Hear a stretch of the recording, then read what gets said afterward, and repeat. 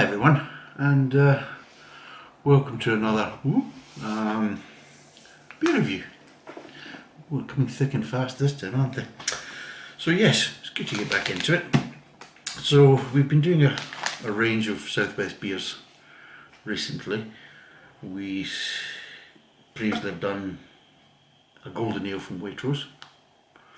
We did an interesting ale from Exmoor, called Exmoor Gold, which wasn't such a great ale. That was a very poor ale in some ways, but an interesting lager. So they were looking to try and have something in between.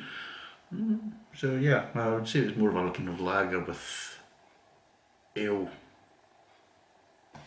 flavour profiles rather than an ale with lager profiles from that point of view. But today we've got something a bit different. Today we've got a bitter. So we do.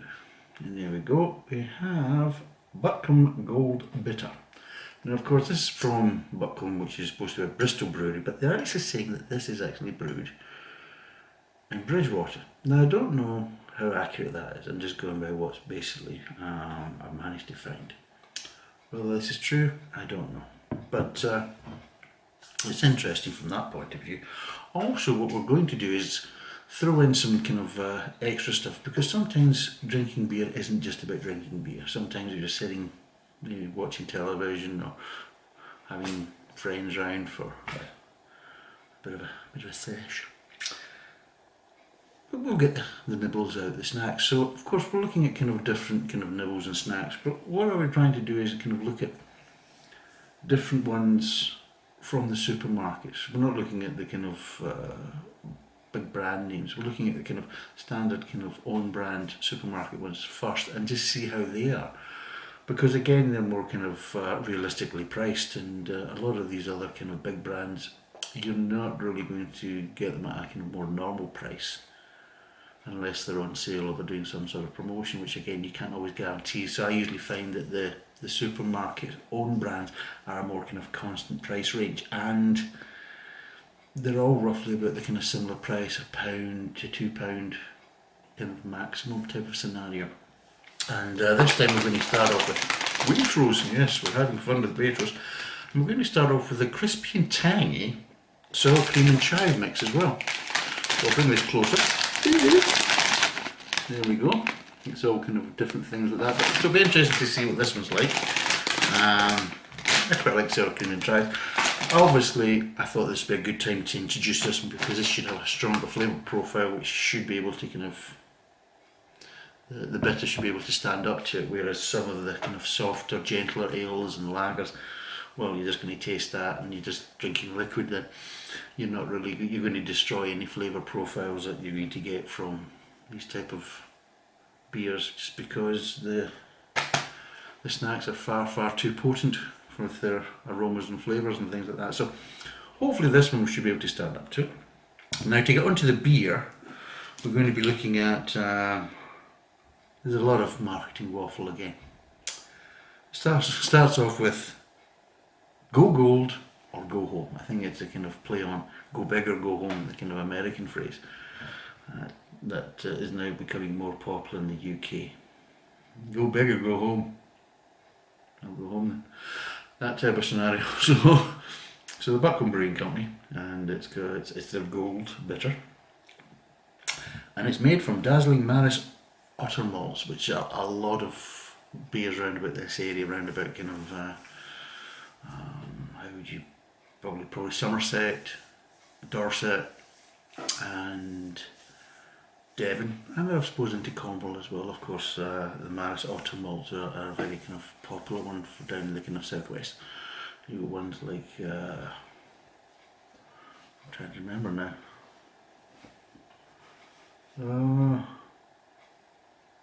think Tribute uses them and that type of stuff. So a lot of these ones are over towards the kind of yeah, but there's a lot of breweries. Let's just say a lot of breweries use it. It's a very popular kind of malt that's used in this area, and of course it's an exceptional golden ale. So they called it a gold bitter, but then they're now calling it a golden ale. So it's a golden ale which is great because it's it may not work with this snack profile. Why do they call it a bitter then? Sheriff. Anyway, it's going to be fun. All these wonderful plans going right up it. Okay, right. So it's apparently an exceptional golden ale, even though on their website and everything else they called it a bitter. But now they're saying it's part bitter and part sweet. It could be interesting, but 100% refreshing. But with beer, most of the time you will use the word refreshing to a certain degree. Part bitter, part sweet. It'd be interesting. Let's see, do you give the bitter in the aftertaste, or do we have the sweetness in the aftertaste? It'd be interesting just to see what we get with that. Apparently it's fearlessly brewed, which I don't know what the hell that's supposed to mean. Fearlessly brewed. What are you frightened of? It's not that difficult. Yes, things can go wrong when you're brewing beer and that, but for a professional brewery with a professional brewery setup, there's nothing really to be frightened of, unless you are really completely incompetent, which then means that why you're a professional brewer? Anyway, but apparently it's fearlessly brewed. Yeah, balls. And this is well balanced. Well, it should be, because apparently it's part bitter and part sweet, so you can't get any more balance than that, can you? Apparently it's full-bodied. Again, I don't understand what that actually really means, full-bodied. I mean, there may be depths of flavour, there might be layers of flavour, it might be robust flavours, things like that, but full-bodied, well, more of a wine situation, and again that's to do with tannin profiles and everything else. You don't get really that in beer, so I don't know why they're using full-bodied. But apparently it's a full-bodied golden beer with subtle floral and herby aromas. So we're going to get a whack of herbs when we take the lid off this, get the cap off it, and so we're going to get subtle florals. We're walking through a summer garden with little floral hints, and we're now getting to the herbaceous border, and we're getting all these herby aromas coming at us now. And the last bit of bollocks that they've written down here is a true Bristol sunset in a bottle, worth its weight in gold.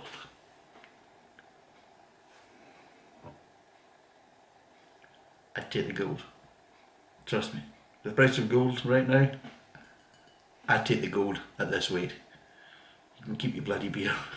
I mean, see, it's the most stupidest thing to say, and it's a Bristol sunset. I spent quite a lot of time in Bristol. I can assure you, the sunset is not one of the things that's ever stood out. The graffiti, the dirtiness of the street, the smell of cannabis in the air stands out a heck of a lot more when you're walking around about a lot of these places in the southwest. People just seem to kind of go about smoking this in the wide open streets, and apparently nobody cares. So yes, I don't know about Bristol sunset in the bottle, but there's plenty of other things that stand out when you're walking through Bristol, but it's never been the sunset. So anyway, the ABV is 5%, which is good. It's a good 5%. Again, a 500ml bottle. And again, this is £1.85. Now, the last two we did, the Waitrose own brand was more expensive at £2.10. The Exmoor Gold from the Taunton, that was £1.85, and this is £1.85. Now, that's from, let me see, what date was it? 5th of February 2021. And it was bought from Waitrose. You'll probably find that you'll maybe get some of these beers a lot cheaper in other supermarkets. Waitrose it's never been a place for bargains, really. It's a surprise.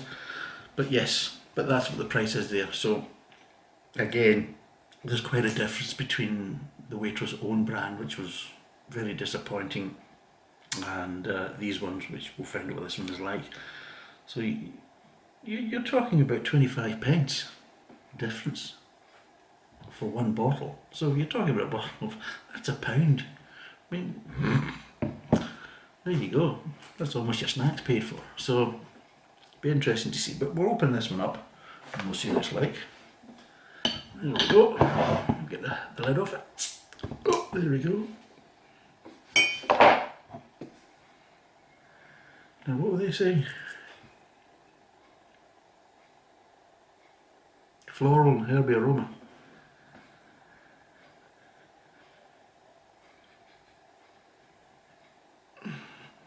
I'm getting beer.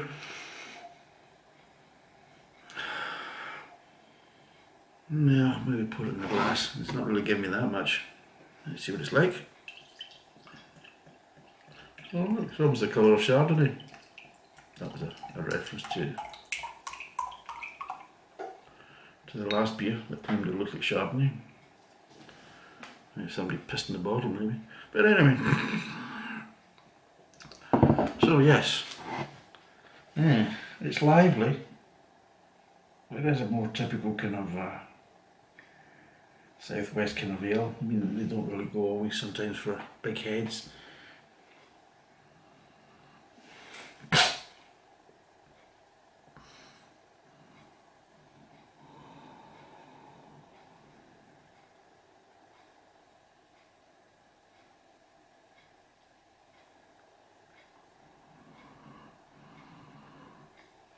I'm not really getting floral or herby aromas.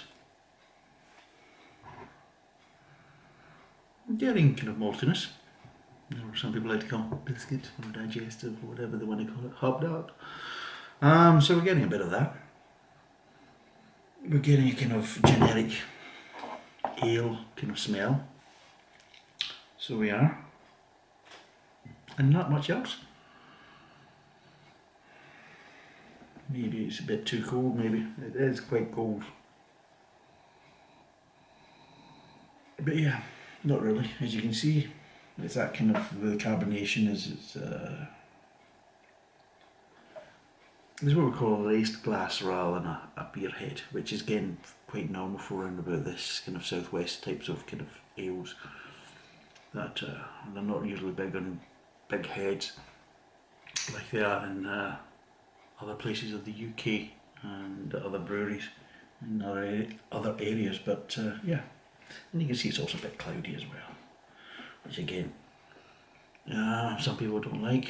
I have no problem with it. I mean, cloudiness is cloudiness, it doesn't bother me from that point of view. Flavour profiles and how it drinks is far more important than whether I can see my fingers through it.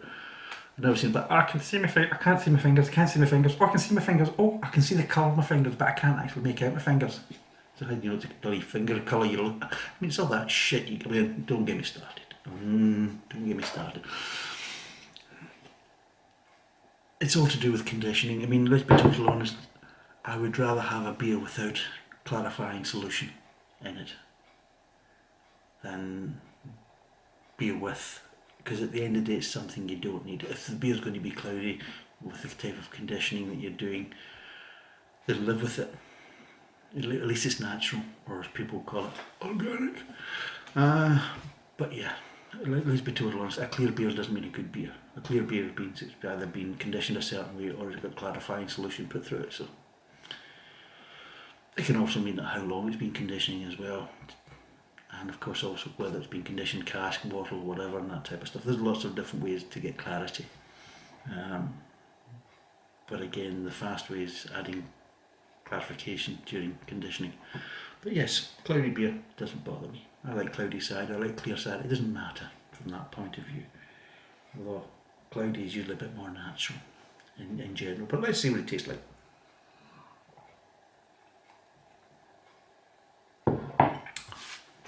Oh, there's the profiles. It's got flavour profiles, this one.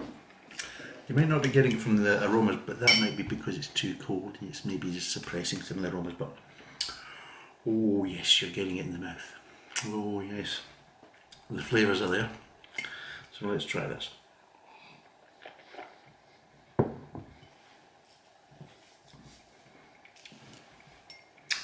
You are getting floral, yep, and you are getting herby.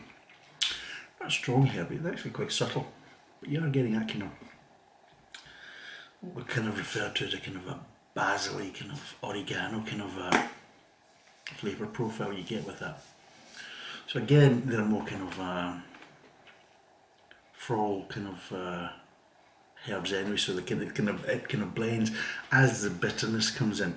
So you go from the floral initial notes, and then of course the bitterness is starting to kind of come in through the mid, and then of course come towards the back of the palate, back of the mouth, and of course that also changes the floral profile, which is quite strong there. It's not the rosy kind of, sometimes you get that kind of rosy kind of floral kind of flavour profile. You're not actually getting that. It's not as strong as that kind of strong kind of rosy kind of stuff, but it has got a floral taste to it, and of course it is melting into a kind of a herbyish kind of flavour as the bitterness comes in, as it kind of moves over your tongue towards the back of the mouth. So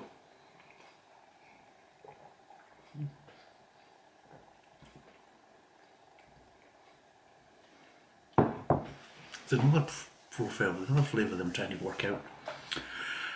But in the meantime, sweetness, no. I wouldn't say it's, as I was saying, it's part bitter, part sweet. There is a bitterness to it. And again, it's that kind of standard kind of bitterness at the back of the mouth, which is fine. I don't have that problem with that. That's a sign of a good, well, it's a good kind of ale that I initially thought was basically marketed as a bitter.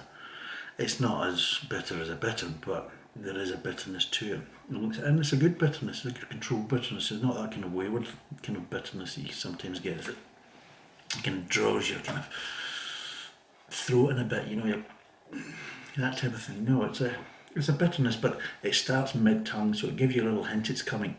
Not a case of, look, you get to the back of the mouth and bang, there you go, bitterness, and it's just sitting there. You swallow the liquid and that bitterness is still just sitting there as a flavour profile in the back of the kind of mouth or throat. No, this one, it gently comes up. It's telling you, it's like flagging, here it comes, there's a bitterness, but it's not a strong bitterness, but it's a good sustained bitterness, which I like.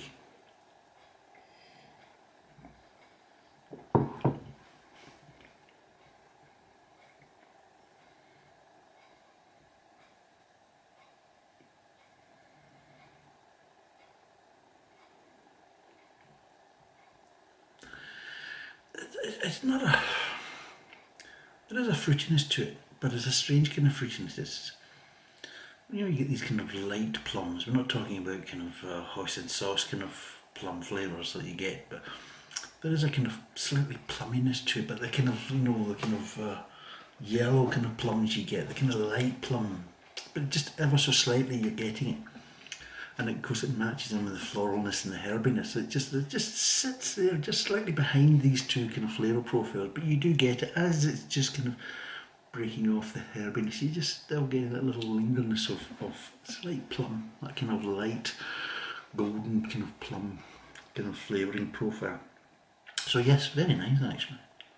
Yes, very nice. So yes.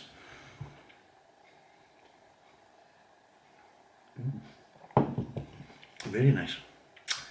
So yes, so it's 5%, and of course it's £1.85 from Waitrose.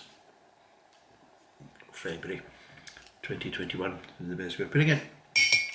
Out of the 3 golden ales, because apparently this is a golden ale, out of the 3 golden ales, this I would say is the best. Now this got 3.44. If we go back and look at the Waitrose one, 3.16 from the Untapped app, the Exmoor Gold was 3.42 from the Untapped app, and this is 3.44 from the Untapped app. As a golden ale, this is way out in front, absolutely way out in front. This has got good flavour profiles, and of course it's cloudy, it's not clear. You can see there's not really much of a head there, but that's a nice one. It's probably a bit too cold, it needed to be kind of warmer, but I think as the case is on, it was left in too long and I didn't have a chance to get it out and let it kind of acclimatise a wee bit and just take the edge off it, so it's a little bit too cold from that point of view. And I think we'd probably be even more flavoursome and of course get a lot more aromas once it was a kind of a up in temperature a bit from that point of view. But yes, at 3.44, and I would probably say yes, it's round about the kind of from a nail point of view, definitely from a 3. Ooh.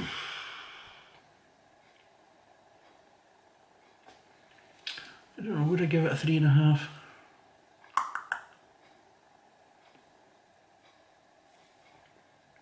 No, I think they're roughly actually about right. I would probably say roughly about 3.3. I would give that a 3.3 out of 5. And on tap it was a 3.44. So yes, actually not so bad from that point of view, really. Would I buy it again? Yes, I would. For an autumn kind of beer, or yeah, I would probably say yes, I would buy this in the autumn. Maybe spring, but definitely in the autumn. It's got the flavour profile for just kind of building into the kind of more darker beers, the kind of stouts, that type of stuff, that type of thing that I like. The kind of more darker beers. But yes, I would say that's a good transition going from the kind of summer to winter, in my view.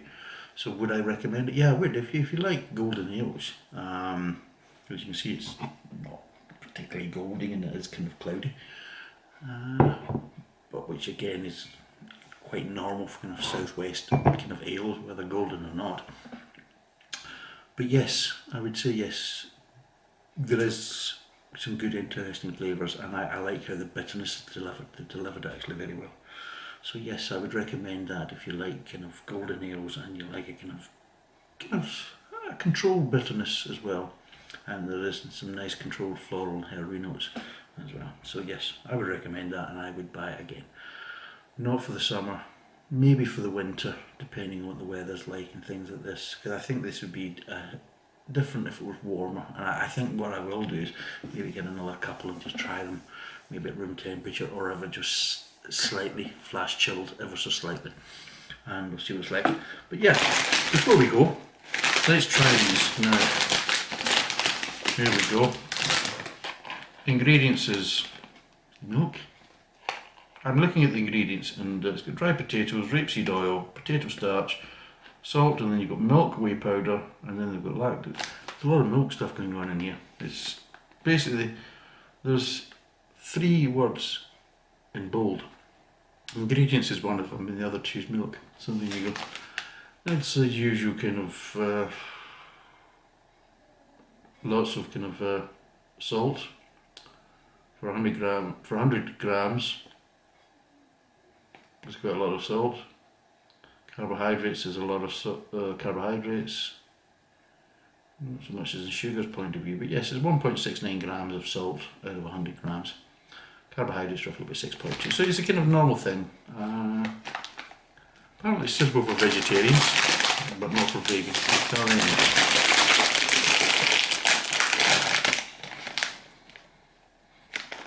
Well, let's see what it's like.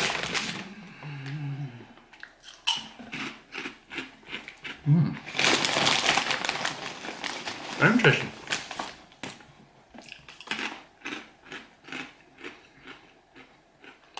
It's supposed to be sour cream and chives. It's not strong flavour of sour cream or chives. You're getting hints of it as you're initially starting eating it, and then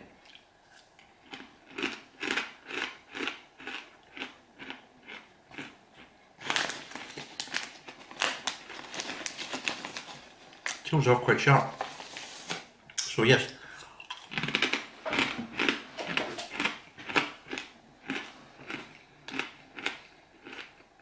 it's not the kind of strong Pringles kind of sour cheese and chives.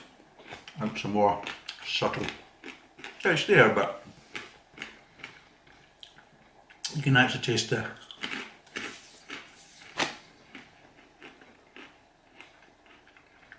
kind of a potato kind of snack thing as well through it.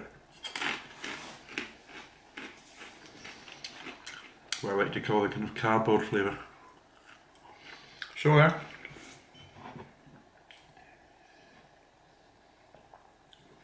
Oh yeah.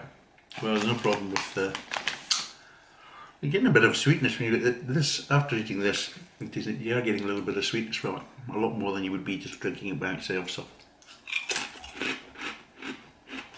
this is changing the profile ever so slightly by allowing certain flavours to be noticed more easily. Yeah, so yes, you are getting a slightly bit more sweetness from this, and maybe slightly less bitterness in the back of the throat. You're obviously still getting the bitterness, but not maybe as strong as if you weren't eating these. Would I say these were strong flavour snacks? Not at all. I'd say they're probably quite weak in flavour, which could be quite good from a beer point of view, but from just somebody sitting there nibbling and eating them.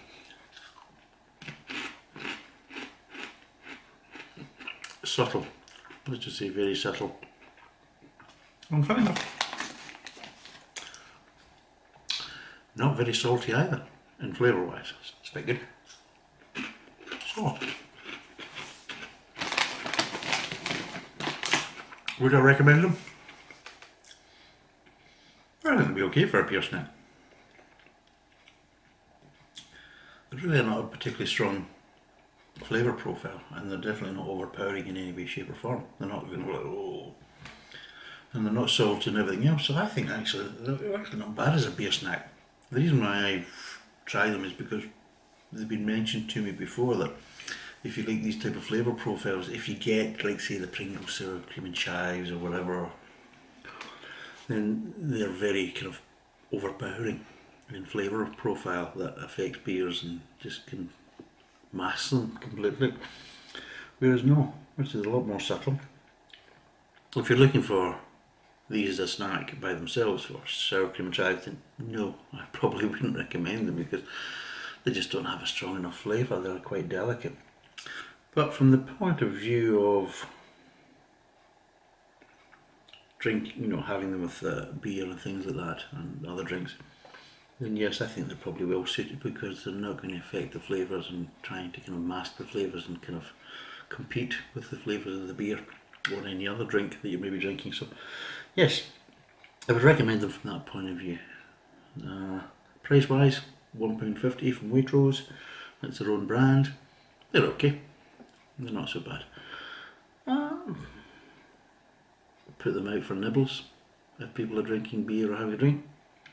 Would I put them out at a party? Probably not.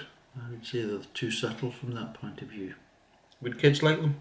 Probably not. They're not sweet, they're not really salty in any way, and the profile flavours are probably not strong enough.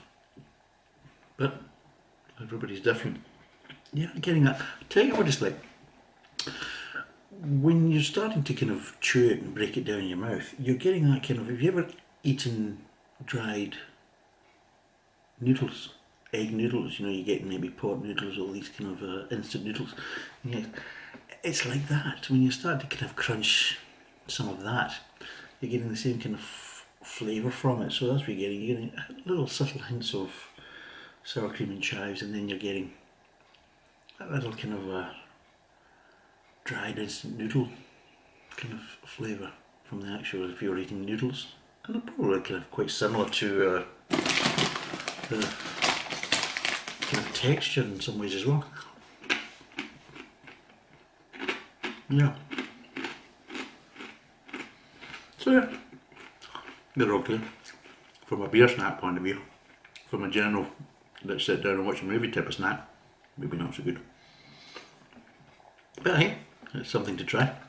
So, thanks for watching this time. It's been probably a longer video than normal, but we have been covering some different things as well, not just beer. But yes, try this beer. That is a nice beer. Some nice flavour profiles.